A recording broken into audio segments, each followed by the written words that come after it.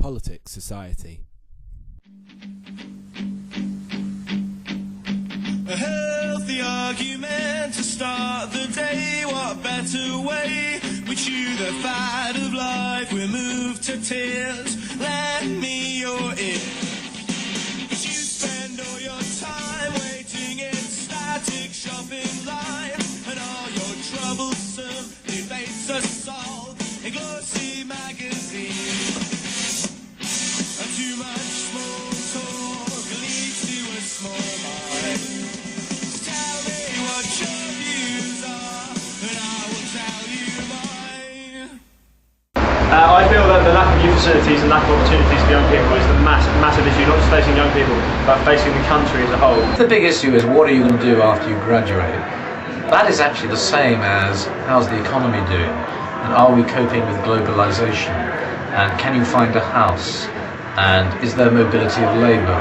And if you want to start a business, is the government stopping you with regulation or not? So in the end, a lot of student issues are the same as the big issues for everybody. I don't think there's necessarily one important issue that should apply to everyone. I think that different people have different areas that interest them, and I think they should just pursue what interests them the most. I don't think this really is the answer. It's making sure we value young people and listen to them in the process. And I think, education's improved, so more people are clued up.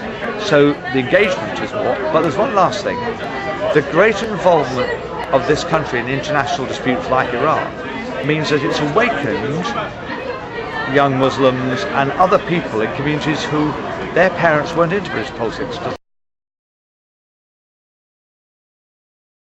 I think probably top of my mind about the environment and about the aviation industry, just because that's been a really hot topic the past couple of months even, and I've just read another newspaper article about it yesterday, the day before, and what exactly the government's planning to do about it in the near future. If I could ask one question, it would be, Claire Shaw, after you were elected as a member of the Labour Party in the 2005 general election, have you not resigned? Because you resigned the whip from the Labour Party and you were deceiving the electorate by remaining as an MP whilst you were elected on the Labour Party ticket.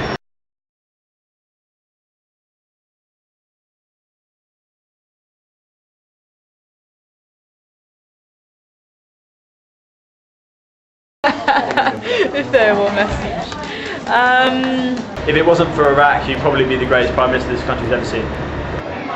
I just think he's been so marvellous, he's been so good, Oh, I don't know if there's a farewell message. I don't think he's done as bad a job as what people say he has, but I think Iraq's really just overshadowed everything else that he's done, and unfortunately I think that's going to be a really big part of his legacy.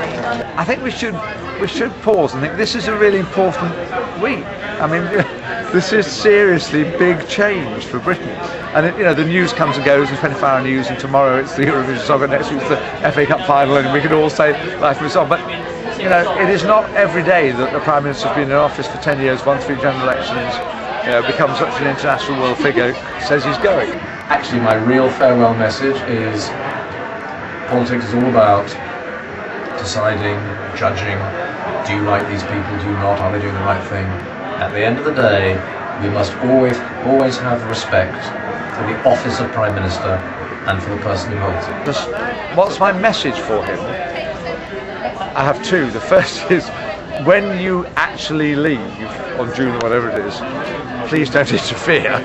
Just step back and leave the next lot. There are plenty of other competent people going on with. And secondly, I'm really sorry that you don't have a politically representative parliament. Because if there had been, we might not have gone to. Let's go away and think whether actually giving Parliament more power and make it more representative wouldn't have been a better legacy than some of the others. Presented from both sides, speak your mind, my dear, your loves and fears, and nothing in between. Initiate debates about the way you hate the things I say. I'd rather than spend another. Oh my god, could you have prepped me with these? The massive a massive issue, not just facing young people, but facing the country as a whole. I've already got about 6 people who come to do work experience or whatever.